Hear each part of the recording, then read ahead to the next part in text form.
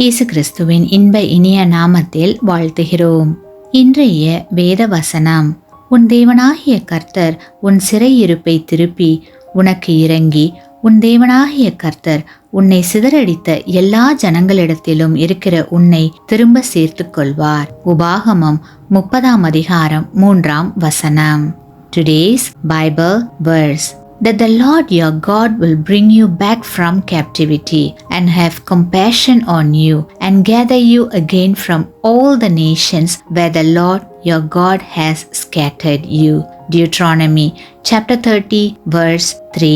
கிறிஸ்துவுக்குள் அன்பான சகோதர சகோதரிகளே, உங்களை சிறுமைப்படுத்துகிற மனிதர்களை குறித்தோ உங்களை நெருக்குகிற காரியங்களை குறித்தோ மனம் தளர வேண்டாம். ஏனெனில் உங்கள் சிறையிருப்பு எவ்வளவு கடினமானதாய் இருந்தாலும் பிதாவாகிய தேவன் மனமிறங்கி உங்கள் சிறையிருப்பின் வாழ்வை திருப்பி உங்களுக்கு களிப்பை உண்டாக்குவார்.